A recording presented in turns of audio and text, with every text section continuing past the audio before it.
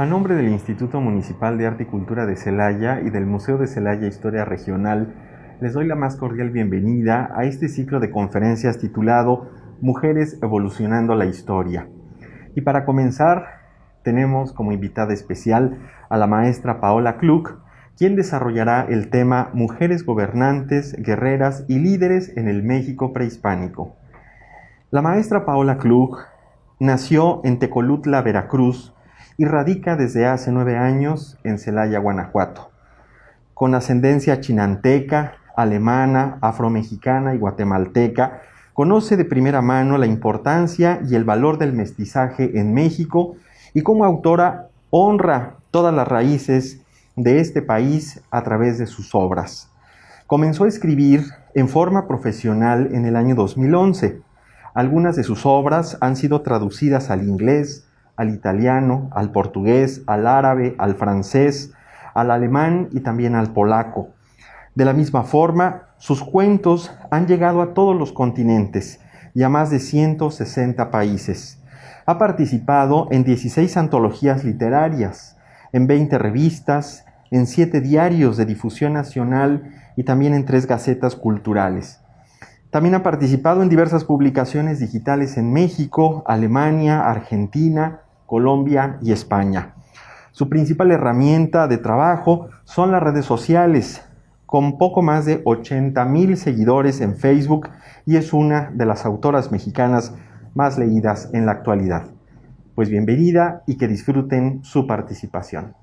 Hola, buenas tardes, buenos días, buenas noches, dependiendo a la hora en que vayan a ver esta plática, esta conferencia el día de hoy. Antes que nada, agradezco al Museo Regional de Celaya y a su director, a Rafael, por la oportunidad que me dio de venir y de hacer esta plática que yo considero que es tan importante por lo que vamos a hablar, independientemente, obviamente, de la conmemoración del Día de la Mujer. Mi nombre es Paola Klug, yo soy escritora. Dentro de mi trabajo, o parte fundamental del mismo, básicamente es investigar y encontrar los diferentes roles que hemos tenido las mujeres a lo largo de la historia de este país. Entonces, ya que estamos conmemorando este año con todo lo que ha venido sucediendo, me pareció muy importante tratar un tema que pocas veces se trata porque de forma general se desconoce. Siempre en los libros de historia se nos ha pintado que desde la época prehispánica hemos tenido sociedades patriarcales, que siempre han estado los hombres como género al mando de básicamente todo. Entonces, en esta plática que les voy a compartir el día de hoy, pues les voy a mostrar algunas mujeres que en realidad gobernaron en la época prehispánica diferentes ciudades claves, y que tuvieron momentos de mucha importancia en nuestro país, de las cuales desgraciadamente no conocemos nada. Y esto lo hago con una sola meta, que es el que como mujeres y como hombres entendamos que es bien importante aprender de nuestra historia, que es bien importante tener una representación, porque yo creo que si como niñas, cuando somos pequeñas, nos enseñaran esto, sería mucho más fácil que nosotras como mujeres querramos o tengamos como meta acceder a lugares de poder que por sociedad o por cultura siempre han sido establecidos al género masculino. Entonces, sin más, les voy a compartir pantalla. Dame un segundo.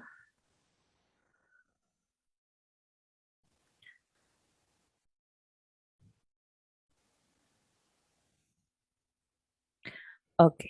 Y vamos a iniciar con las mujeres gobernantes, guerreras y líderes en el México prehispánico.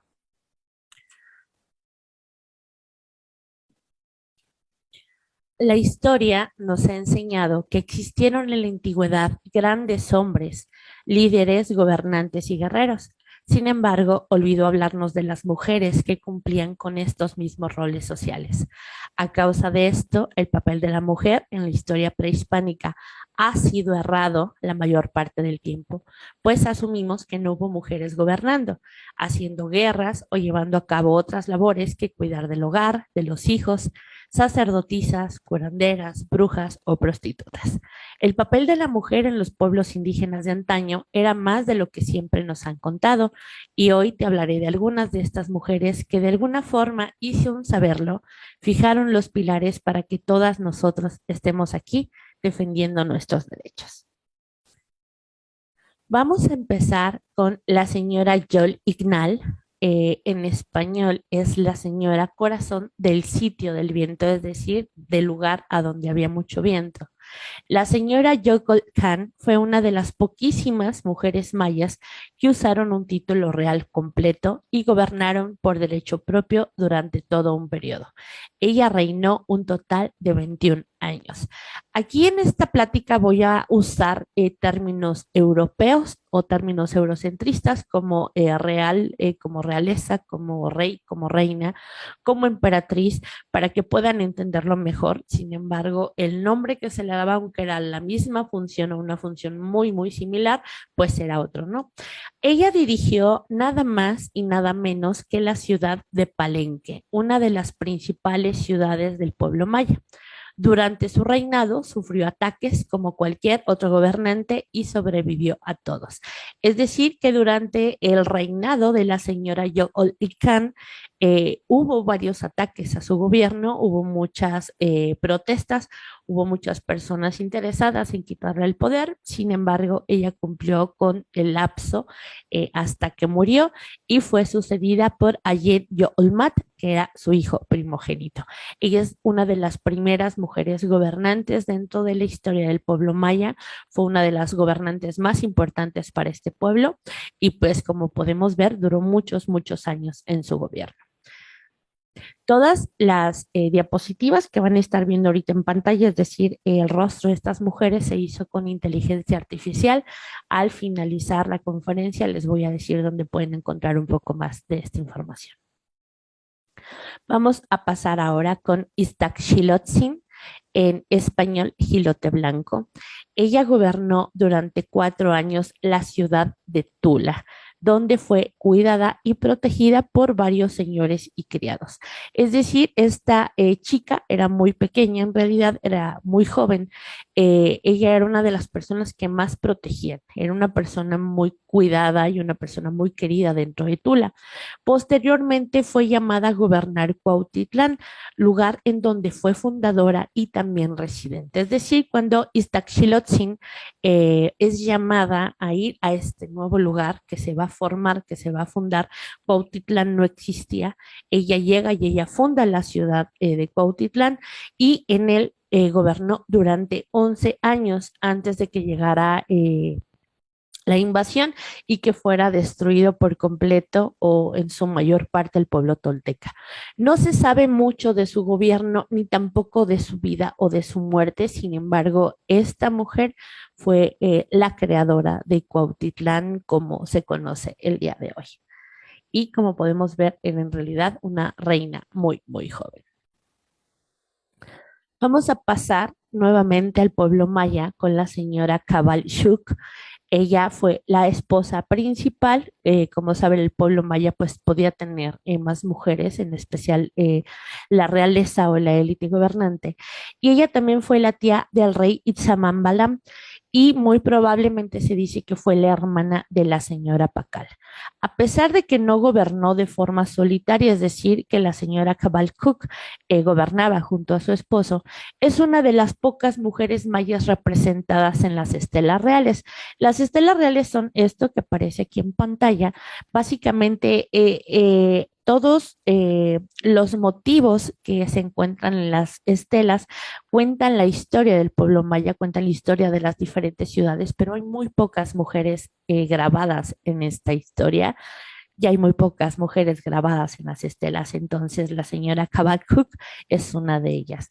Otro punto interesante a conocer de ella es que no fue solo una gobernante en el ámbito social, quiere decir que no solo dictaba leyes o dictaba las reglas o decía cómo se hacían las cosas, también era una gobernante en el ámbito espiritual.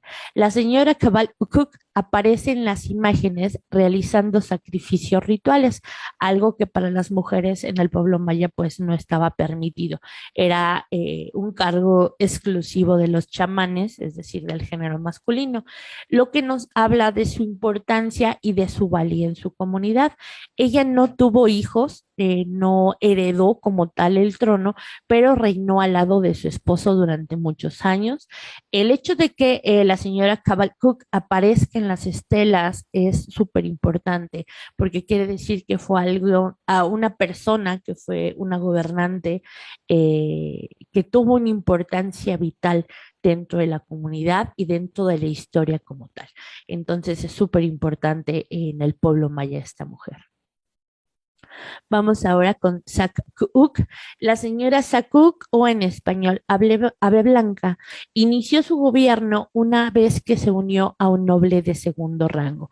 Es decir, ella no fue casada o no fue unida con una persona de jerarquía alta, sino alguien un poquito más bajo, a pesar de que ella descendía de uno de los dioses progenitores de Palenque, conocido como Muguan Mat. Hizo que su hijo, Pacal el Grande, del que yo creo que sí han escuchado, fuera entronizado. O sea, ella hizo que su hijo tomara el poder, pero en realidad la que siempre gobernó a través de él fue ella. Este tipo de historias lo vemos mucho en la historia europea, lo vemos también en el caso de la historia árabe, como la mujer o la reina madre toma las riendas mientras el hijo asume el papel de rey o de gobernante. Ella era una mujer, dicen, muy fuerte, muy poderosa y muy obstinada, que tuvo que enfrentar muchos retos desde su infancia. Murió 2 años antes que su esposo y hay quienes dicen que solo gobernó 3 años, pero la información acerca de su hijo en realidad es muy poca, por lo cual se asume que la que en realidad gobernó completa y absolutamente fue Sakuk. Otra cosa importante de Sakuk es que si podemos ver su fisionomía, ella era la mujer perfecta para el pueblo maya en su tiempo. Quiere decir que también tenía mucho que ver con la estética del pueblo maya, era una mujer hermosa dentro de su comunidad.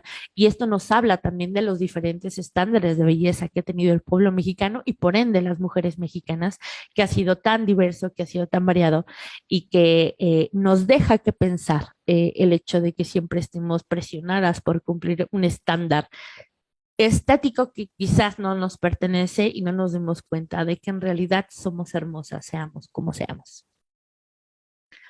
Vamos a pasar ahora con Ilancueitl o falda de anciana en español.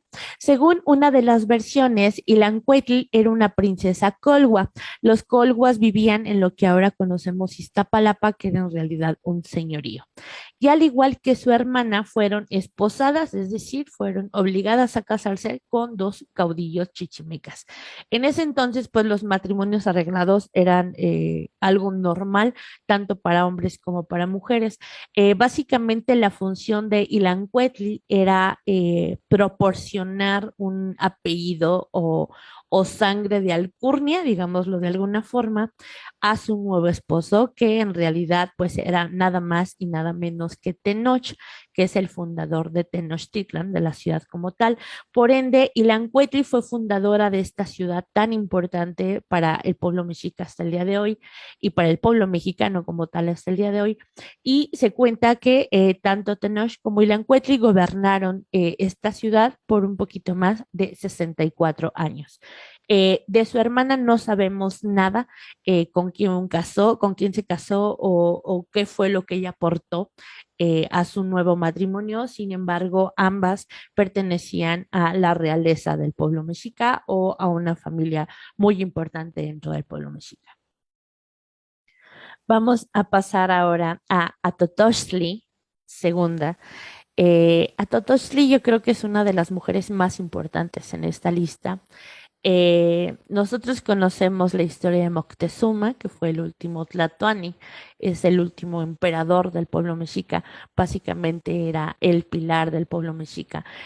Todos los nombres que conocemos de Tlatoani son masculinos, son los gobernantes supremos en este aspecto. Nunca nos contaron de Atotoxtli y Atotoxtli tomó el rol de Tlatoani. Ella fue la emperadora de México Tenochtitlan, después de la muerte de su padre, llamado Moctezuma o Moctezuma I.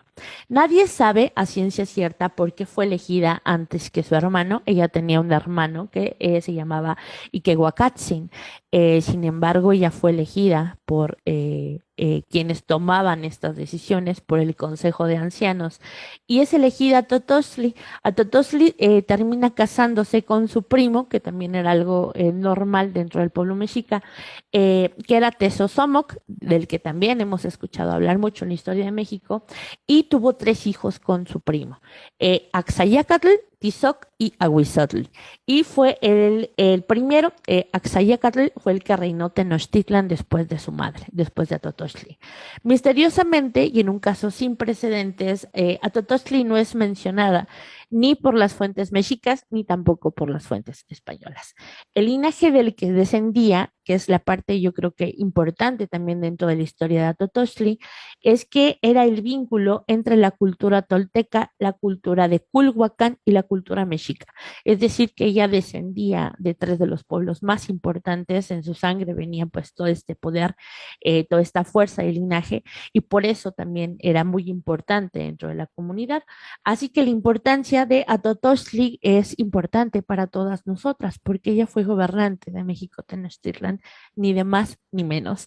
Y nadie nos ha contado de esta mujer. Y yo me imagino en realidad cuántas niñas hubieran aspirado a ser gobernantes si supieran la historia de Atotoxtli. Y esa es la parte importante y esa es la parte preocupante dentro de todo eso, que la historia ha sido selectiva con lo que nos cuenta y el papel de la mujer por eso ha quedado retrasado muchos años, porque han seleccionado con cuidado lo que nos cuentan y lo que no. Y en esa parte importante, lo que no nos cuentan es la lucha que hemos tenido que llevar todas para poder llegar a donde queremos llegar. Esto lo hubiera hecho mucho más fácil. Vamos a pasar ahora a Pelashila Coyolicatzin. Pelashila y Coyolicatzin, en español copo de algodón, ella nace siendo mexica, es decir, nace como tal en el pueblo mexica o lo que ahora llamamos aztecas. Es un nombre que era al inicio era Coyolicatzin, se le da su color de piel, pues se decía que Pelashila era muy blanca, era más blanca que todos. Y era hija del Platani Aguizotl, como vemos, pues está emparejada la importancia de estas dos mujeres, ¿no?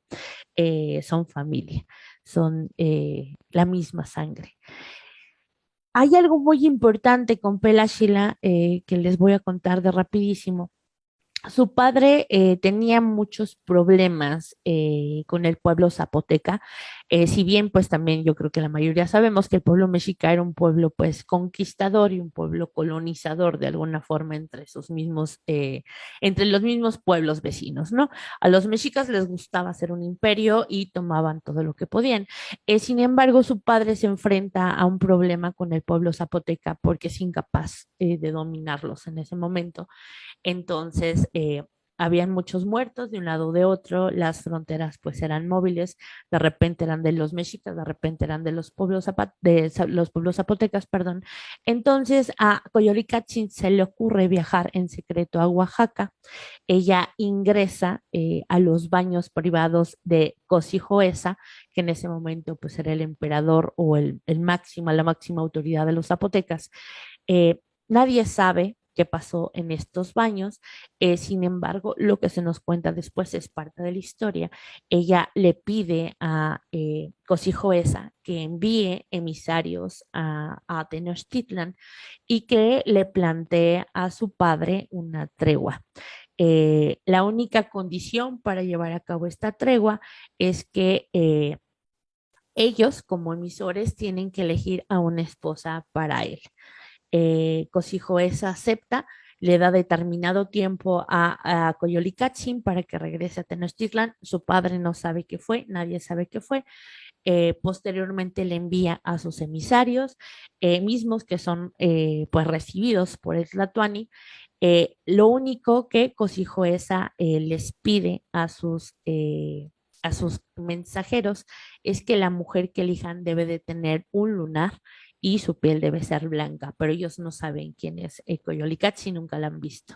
Entonces es la única condición que él secretamente les da, ¿no?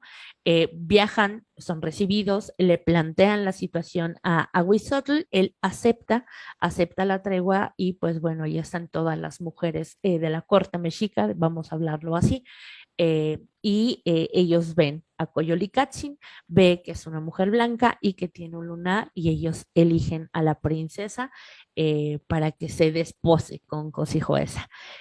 Pues el Tlatoani, pues de mala gana acepta, a final de cuentas, pues es su hija, pero acepta el matrimonio. Es así como Coyolicatzin se va a vivir con los zapotecas y ahí toma el segundo nombre, que es Peláxila, que en zapoteco significa exactamente lo mismo, copo de algodón. Entonces, una vez que ellos están casados, ya se establece Peláxila Coyolicatzin. Aquí algo importante, pues es que ya de alguna forma eligió a su marido. Fue un matrimonio arreglado por los mismos novios, entonces ella está en paz con su matrimonio, no tiene problemas con él. No vamos a hablar aquí de amor romántico, quizá fue algo de conveniencia, quizás no, no lo sabemos en realidad. Sin embargo, ella eligió a su marido y posteriormente, unos meses después, envían emisarios por parte de su padre y le cuentan a Pelashila que van a atacar a su marido y van a atacar Sáchila, que es el pueblo a donde vive con Cosijoesa. Aquí Pelashila entra en una disyuntiva porque pues ella por herencia es mexica, por sangre es mexica. Sin embargo, cuando ella aceptó reinar a los zapotecas, pues se comprometió a reinarlos. Entonces entra en un problema de lealtad. Por un lado, pues está su familia o está su pueblo de origen, y en segundo lugar está el pueblo que ella prometió gobernar y que prometió proteger. Es así que Pelashila toma la decisión de proteger a su pueblo, es decir, a los zapotecas. Le cuenta a Cosijoesa lo que está planeando su padre y pues todos los planes son desbaratados. Pelashila Coyolicatzin queda como una de las gobernantes más importantes del pueblo zapoteca, pero también una de las más queridas, porque ella actuó en realidad como debe de actuar un gobernante, protegiendo a su pueblo. ¿Ok? Vamos ahora a la siguiente imagen. Vamos a hablar de Xutlatzin. Xutlatzin, perdón, carecía de linaje y aún así fue la primera reina del pueblo tolteca. Ella fue esposa del rey Mitl y él falleció. Él falleció y le deja a ella el poder entre los toltecas. Aquí algo importante también es que Xotlatzin y su esposo Mitl sí tenían un hijo, o sea, generalmente pues se pasa de padre a hijo el poder. Sin embargo, tanto los nobles del pueblo tolteca como la gente común le pide a su hijo, cuyo nombre es Tepalcatzin, que le permita reinar a ella. Ellos hablan con él y le piden que le dé el gobierno a su madre. Lejos de enfurecerse o de indignarse, Tepalcatzin acepta con gusto la petición pues de sus súbditos, la petición de sus nobles, la petición de sus campesinos, de la gente de abajo, y fue el primero en reconocer a su madre como reina. Xutlatzin muere 4 años después de que obtiene este cargo, y aquí puse algo que puede parecer bobo, quizás, pero como que siempre nos enfocamos mucho en las culturas y en las noticias, hasta en la cultura pop de otros países, de otros territorios. Y algo que a mí me llama mucho la atención de Xutlatzin es cómo es elegida ella misma por el pueblo, así que yo inmediatamente lo asocié con lo que pasó, por ejemplo, con Diana de Gales, que básicamente es elegida por su buena actitud, por su buena onda con la gente y como la gente la quiere, independientemente de que sea parte de la realeza inglesa o no. Y con Xutlatatzin básicamente pasa lo mismo.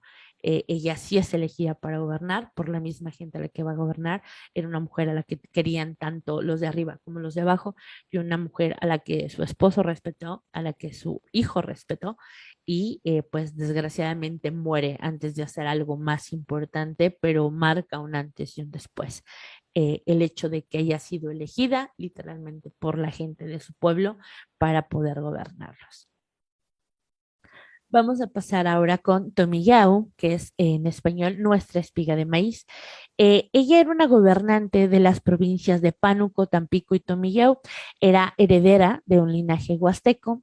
Se cuenta que era muy justa, que era muy educada y que era muy humilde a pesar de su poder, es decir, era una persona muy tranquila, muy empática con las causas sociales.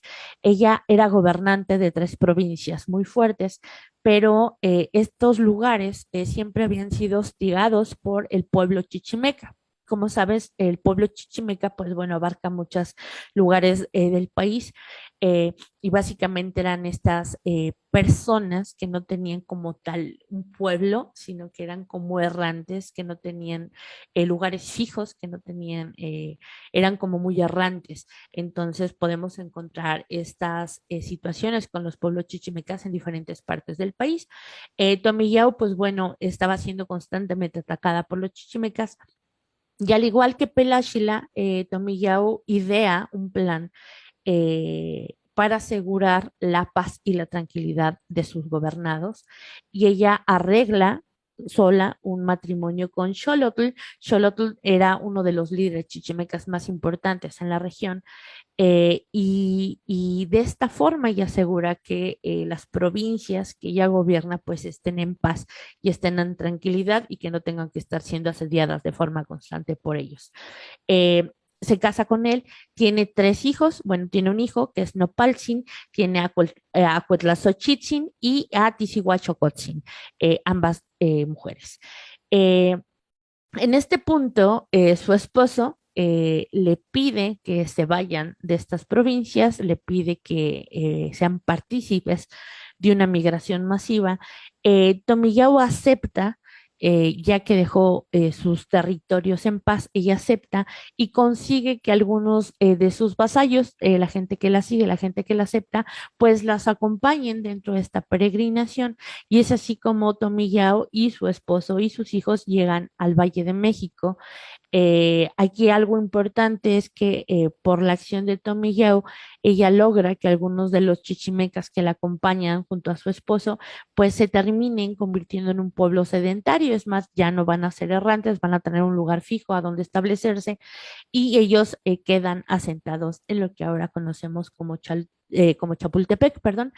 Tomillao y su esposo gobernaron ahí antes de la llegada de los mexicas. Fue una gobernante muy querida, muy respetada, tanto por la propia gente que la siguió desde Tampico, toda esta gente de la Huasteca, tanto por el pueblo chichimeca, que también a final de cuentas pues fue parte de su historia, la acompañó, la siguieron junto a su esposo y pues terminan estableciéndose en el Valle de México.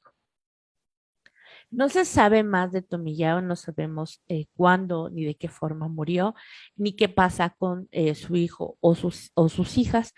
Sin embargo, dentro de la historia de Chapultepec, Tomillao es una parte importante, porque antes de que lleguen los mexicas y se desarrolle toda esta situación, ya con la formación del imperio, ella fue una de las gobernantes ahí.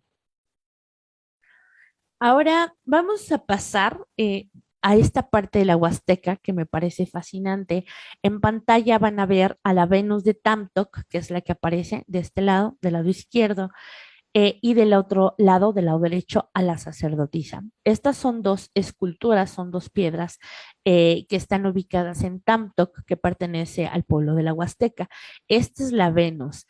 Como podemos ver, la forma del cuerpo es algo completamente inusual en la mayoría de lo que se ha encontrado de los pueblos indígenas. Es completamente diferente a lo que hemos visto. Algo importante dentro de también de esta escultura es que tiene estas escarcificaciones. Las escarcificaciones, pues bueno, es una forma de modificación corporal muy practicada por los pueblos indígenas, por hombres y por mujeres por igual, pero todas las escalcificaciones que tiene la Venus de Tamtoc, tanto en los muslos como en los pechos, como en la espalda, como en los hombros, están contadas y pertenecen a 104 años de ciclos lunares. Es decir, es súper importante el descubrimiento de esta escultura que estaba debajo del agua. No se ha encontrado la cabeza de la Venus, se ha estado buscando, pero no se ha encontrado. Y de este otro lado tenemos a esta piedra que se ha nombrado la sacerdotisa.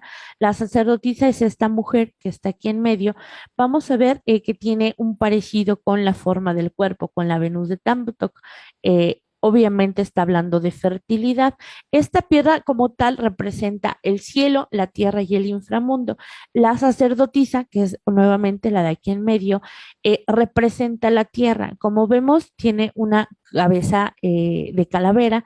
Ambas, bueno, las tres de hecho están como paradas sobre calaveras también. Y ambas, del lado izquierdo y del lado derecho, están decapitadas, lo que nos hace pensar que la Venus de Tamtoc tampoco tenía cabeza.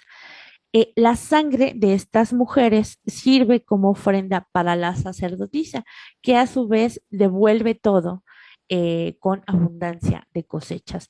Entonces, aquí el papel de la mujer como un enlace entre lo divino y lo terrenal también es algo importante de ver. Dentro de los diversos pueblos indígenas, obviamente el papel divino de la mujer es innegable.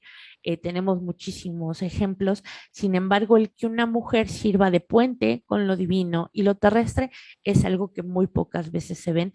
Así que esta región de Tamtoc en la Huasteca Potosina nos hace pensar que muy probablemente Tamtoc en algún momento fue gobernado o fue dirigido por una mujer que tenía una especie de incursión tanto en lo político, tanto en lo social, como también en lo espiritual.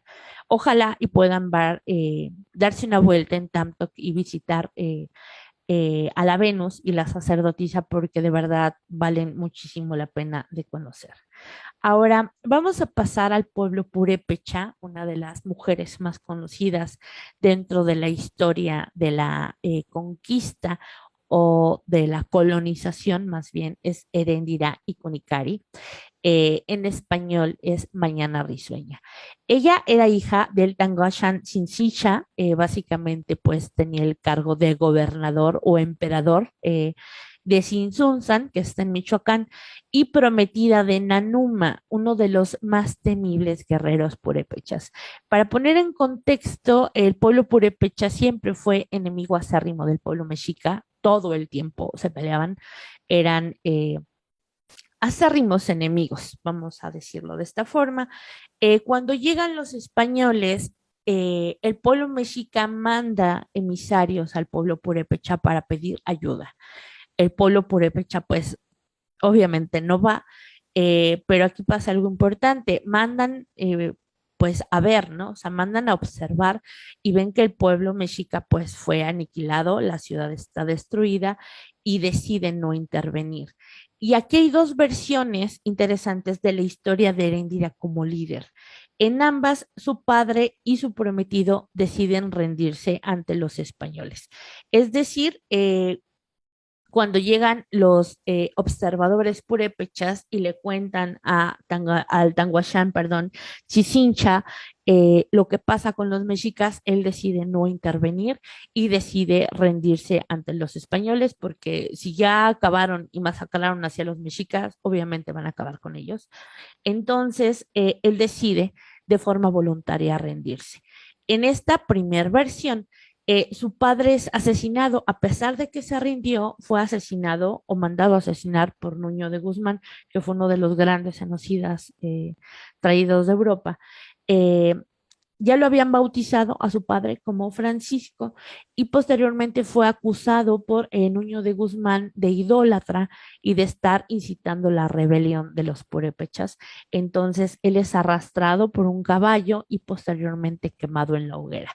Esta primera versión apunta que una vez que su padre es asesinado, Heréndira se levanta en armas y empieza con la resistencia purépecha.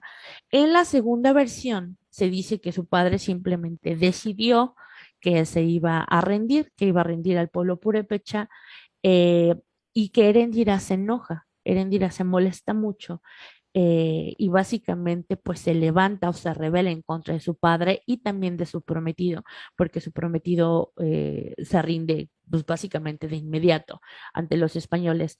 Entonces Erendira se rebela en contra de ellos dos, incluso pelea con su prometido, o sea, pelear de acabar uno con el otro y ella empieza a hacer esta resistencia purépecha en contra de los colonizadores. Lo que es cierto, porque no sabemos en realidad cómo empieza o de qué forma se da, cuál es la historia más acertada, es que una vez que Heréndira toma las armas y junta muchos purépechas para atacar a los españoles, para defender el territorio purépecha, ella se hace una líder militar. Ella se hace una líder militar y es la primera mujer históricamente hablando, que podemos tener un registro histórico, que es la primera mujer en México que monta un caballo, es decir, que toma las armas de los españoles en su contra.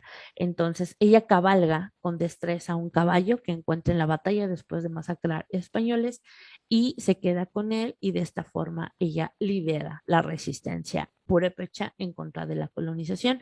No se sabe qué pasa con Heréndira, no se sabe si es asesinada, no se sabe si se rindió, no se sabe si se escondió, no sabemos cómo acaba, pero básicamente es mejor porque Erendira pues ya es una leyenda y es un ejemplo fuertísimo de la resistencia, del poder y de la fuerza de las mujeres indígenas. Vamos a pasar ahora con Malinali, más conocida en México como la Malinche. Y es creo que una de las mujeres con una historia más impresionante de fuerza, de resistencia, y una de las mujeres a las que se siguen repudiando en este país y que sigue siendo un referente de tradición, cuando en realidad no es así. Malinali, para empezar, era una noble nahua. Los nahuas estaban regidos por los mexicas, pero ella no era mexica, ella no era azteca. Ella nace dentro de una familia noble nahua. Su papá muere por causas naturales y su madre inmediatamente se casa. Ella se convierte en esta niña incómoda y así pasa que su madre y su padrastro la venden a unos comerciantes. Eh, Primero pierde a su padre y posteriormente es vendida por su madre y por su padrastro, siendo una niña, a unos comerciantes. Primer punto. Una vez que se la llevan estos comerciantes hacia la zona maya, es cedida o es regalada a unos, por estos mismos comerciantes a un cacique maya. Entonces, siendo niña, ya van dos veces que es otorgada como objeto que se puede vender y que se puede regalar. En el pueblo maya, Malinali aprende sus costumbres y también aprende su lengua. Pasa mucho tiempo Malinali en este lugar aprendiendo pues todo lo que puede absorber del pueblo maya y años después llega Cortés y llegan sus hombres justamente a esta región en Tabasco. Y ahí, cuando llegan estos españoles a esta parte, el cacique le regala nuevamente a los españoles a Malinali junto a otras mujeres, junto con comida, junto con bebidas, junto con plumas, piedras preciosas y otras cosas. Es decir, Malinali fue vendida, regalada, obsequiada, ya van tres veces a lo largo de su vida. Malinali ya sabía hablar náhuatl, básicamente era su lengua materna, ya sabía hablar maya Entonces, termina aprendiendo el español, escuchando a los españoles a los que fue regalada por una y otro y otro. Entonces, Malinali pues básicamente toma las cosas más feas que le pasan en la vida y los convierte en una forma de salir del hoyo. Toma las cosas más fuertes, las cosas más duras que le han pasado y las transforma en fuerza para salir del hoyo en donde la han metido. Básicamente, Malinali es la primera mujer políglota de lo que ahora conocemos como México. Ya estando al lado de Cortés, pues es una estratega. Ella le dice qué debe hacer, qué no debe hacer. Ella le cuenta básicamente todo lo que puede sobre el pueblo mexica. Y aquí algo importante, Malinali no era mexica. Ella no pertenecía al pueblo azteca, era uno de los pueblos que los aztecas sometieron y dominaron durante muchos años.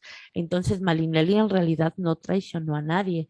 Ella fue traicionada por todos a lo largo de su vida, incluso por Cortés. Entonces vemos esta niña regalada que de alguna forma cambia por completo la historia de México, porque eso es importante decirlo.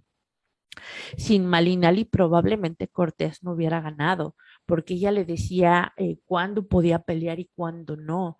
Ella le decía las costumbres de los guerreros, o sea, ella sabía absolutamente todo. Y le dio esta información a Cortés, porque obviamente toda esa gente durante toda su vida pues la había traicionado y se habían pasado horriblemente con ella. Al final, y desgraciadamente, Cortés también la traiciona, Cortés también la abandona y cae en el olvido. No voy a decir en la miseria porque nunca fue una mujer que sufriera la pobreza al final de su vida. Incluso sus hijos tuvieron después muchos privilegios por ser hijos de ella. Sin embargo, hasta el día de hoy sigue siendo su palabra un referente de la traición cuando la única que él experimentó durante toda su vida fue ella.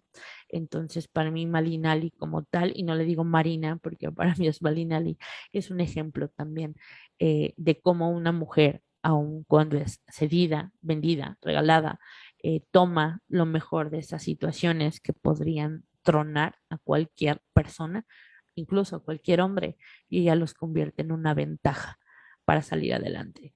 Entonces, es bien importante y bien interesante también la historia de Malinali, que aún no como gobernante, ella gobernó, que aún no como un líder militar, ella hizo las estrategias de guerra y que ella era escuchada y era seguida tanto por españoles como por tlaxcaltecas en su debido momento. Entonces, ella fue la que mandó, ella fue la que hizo y ella fue la que deshizo también. Ahora, si quieren saber un poquito más de esta forma de utilizar la inteligencia artificial para conocer un poquito de nuestra historia, les recomiendo que vayan a este canal de YouTube, es Anagua Amoshli. Ellos hacen básicamente todo este trabajo de transformar vasijas o códices en algo que nosotros podamos ver de una forma diferente, o que visiten la página de Facebook de Brujas Morenas. Ahí hablamos de la historia de las mujeres indígenas de ayer, de hoy, sus historias, sus tradiciones, sus costumbres y su forma de entender y de sentir su propia espiritualidad. Entonces, pues bueno, espero que esta breve conferencia les haya gustado, les haya servido, que hayan aprendido un poquito más. Pues de todo lo que hacemos las mujeres, de todo lo que hemos hecho, de todos los caminos que han dado nuestras ancestras y que eso pues nos dé fuerza y nos dé auxilio en estas noches tan oscuras. Por mis parte, pues es todo, todo mi amor y todo mi cariño a mis hermanas, en donde sea que estén, tanto las que están aquí como las que nos han sido arrebatadas. Nunca olvidamos, nunca perdonamos. Un abrazo.